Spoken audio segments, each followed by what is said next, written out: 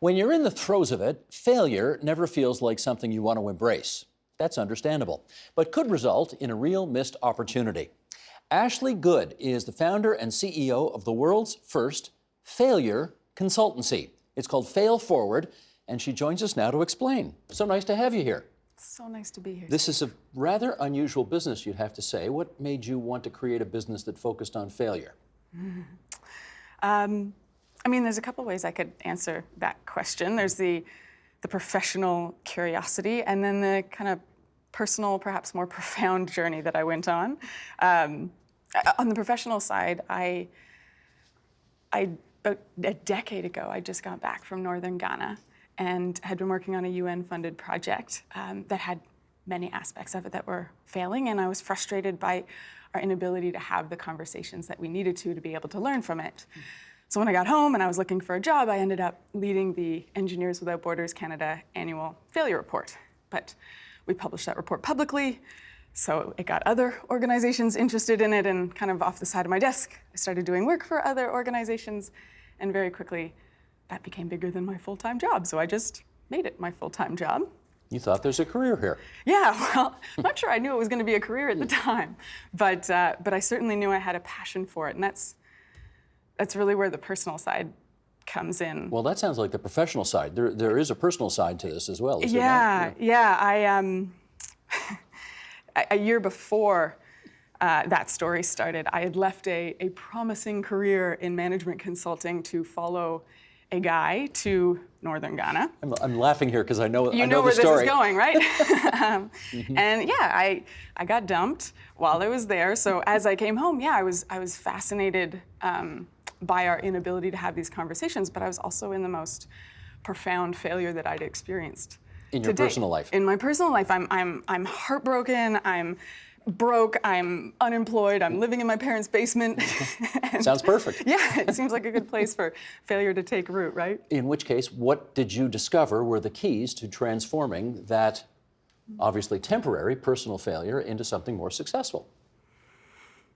There was a moment that really sticks in my memory as the start of this idea that has become the heart of my business. And I was in that kind of pit of despair that I described, and I was walking down the street, and on the outside, I probably look decently put together, but on the inside, I'm just a mess.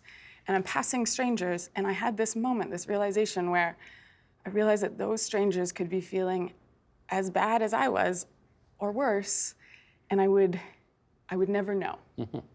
And I swear, like the Grinch whose heart grew 3 sizes that day, all of a sudden I felt like I could care for these humans, these strangers, in a way that I didn't have the capacity to before I had been in that place, in that pain, in that low spot. And so that belief that we can become more wise, perhaps more human, more whole, for having gone through these terrible experiences, really stuck. And like I said, became the core of what I do.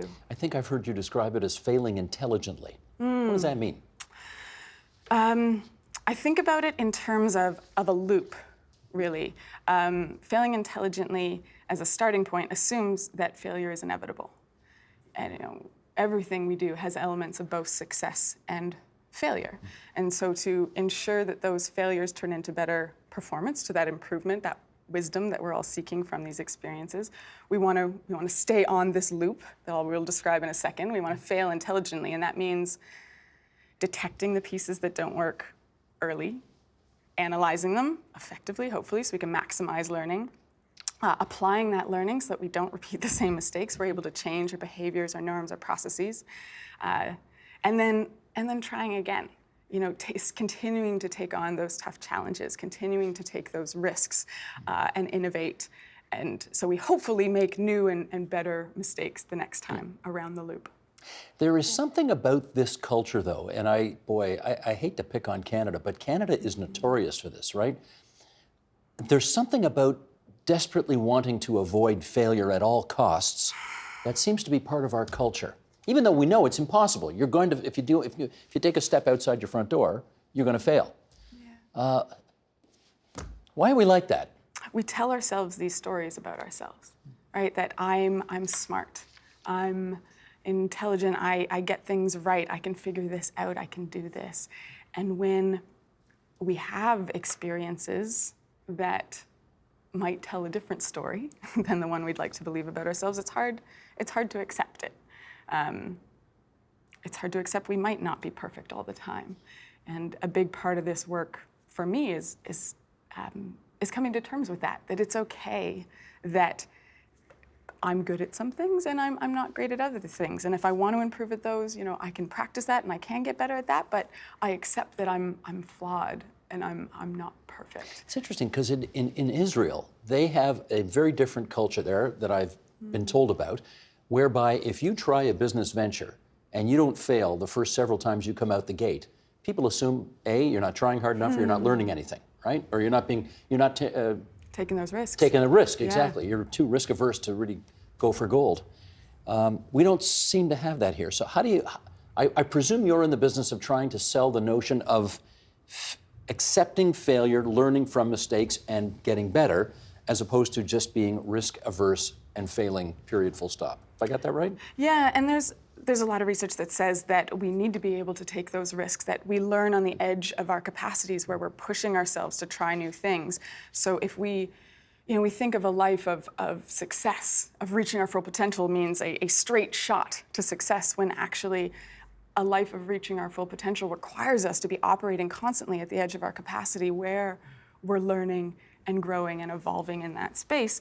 And of course, that requires a lot of failures along the way.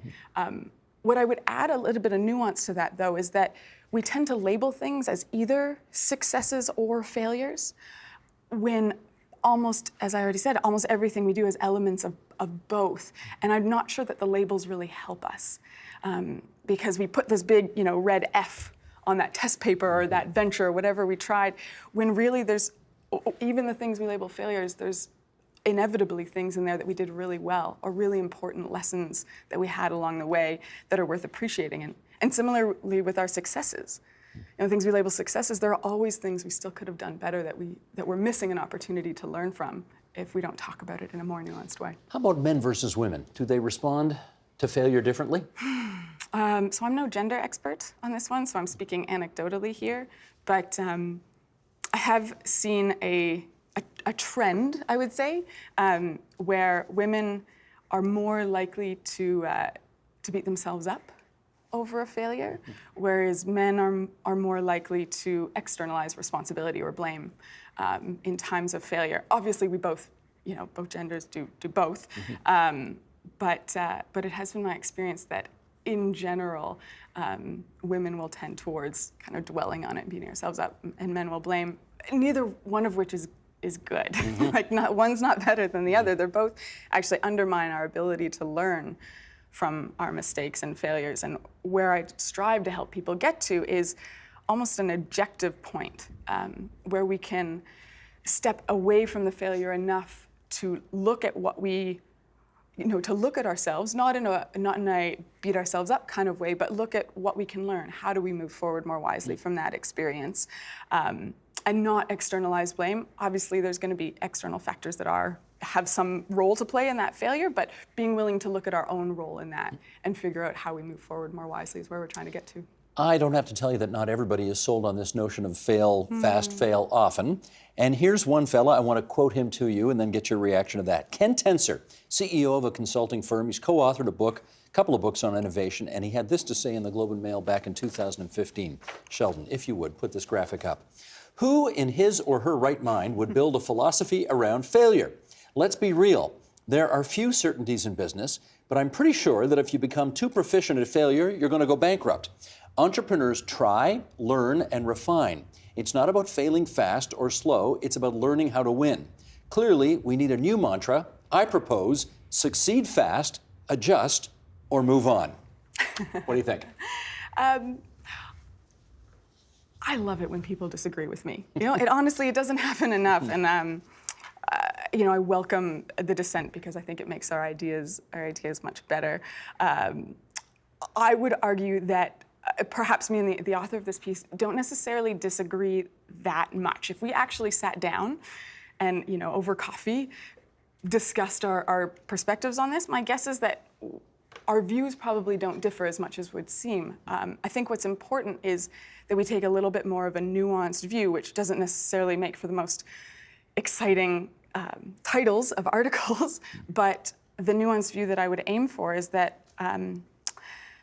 that not all failures are created equally. We have one word to describe a huge range of causes and consequences.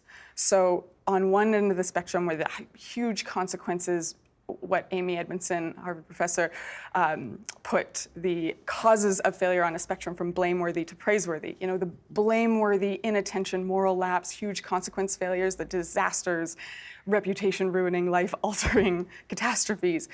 Obviously, we want to avoid those at all costs. No one's disagreeing with that. But then on the other side of the spectrum, you have kind of the smaller consequence, perhaps praiseworthy failures, where we're taking a risk, we're trying something new, we're experimenting, testing hypotheses. We even want to create room for those kinds of failures in pursuit of learning and innovation. And yet we call all of those things failures.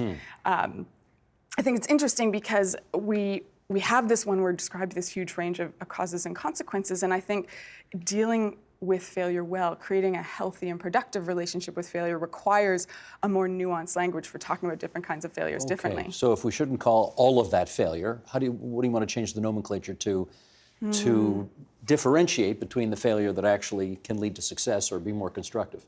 Yeah, and I think I like the term experimentation, almost in a scientific notion, in the way that we can know we're taking on a really difficult problem, and we can figure out the pieces that we don't know or where it's likely to go wrong, and test those assumptions, or try to design our experiment so that it's really small, so if there are consequences, that they're contained.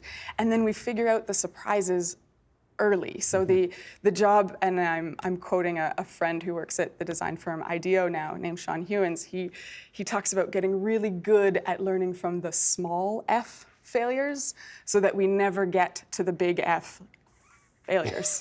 Where you're out of business. Exactly. Yeah. So I totally agree with the author of that piece where, it's not about celebrating or embracing failures. Too often my work gets misunderstood as that. I get that we want success. Obviously, we're going for success. But to address some of the more complex challenges that we're facing requires that risk-taking and that innovation and that experimentation kind of failure, the practice and the ability to test those big ideas on a small scale where the consequences are contained. So who comes to you for advice? Fortunately for me, business-wise, failure is not picky about who it strikes. So I've worked with governments, with nonprofits, with private sector companies, foundations, all around the world. And what do they ask you to do? I'd say there's two sides of it. I get a number of folks coming to me that are in the midst of a failure that they really want to make sure that they grow stronger and wiser from. And so I'm there to help them, make sure they maximize their learning and become a stronger organization out of that experience. And then I'd say on the other side of the spectrum, there's kind of the innovation side, where you've got perhaps successful companies, established companies and organizations who have always done it a certain way.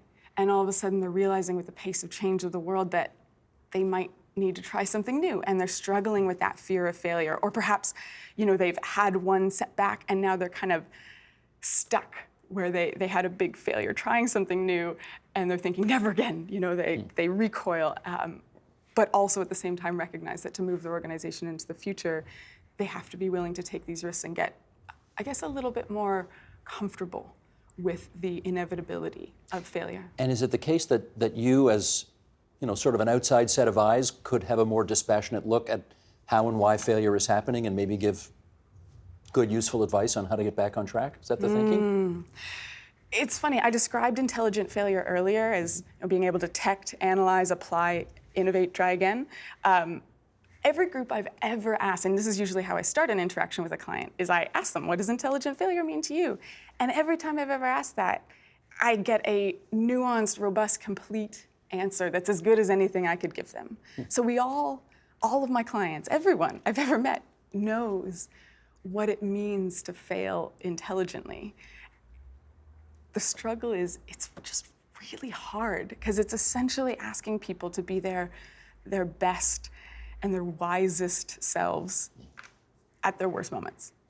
And that's where I come in. That's the value that I offer, is an opportunity to invite people out of their instinctive responses to not fail intelligently, to be defensive or not apply that learning, and offer them an opportunity to hop back on the intelligent failure loop, hopefully making sure that they do grow stronger out of those experiences with a little support. I know you're a new parent. Oh, I am, yeah. Yes, you are. You've got a 2-year-old, right, at home? Okay, so let's talk about parenting for a second here. Goodness. And to that end, Speaking of failure, exactly. Here's Jessica Gross, who's the lead editor for parenting in the New York Times, and she had this to write.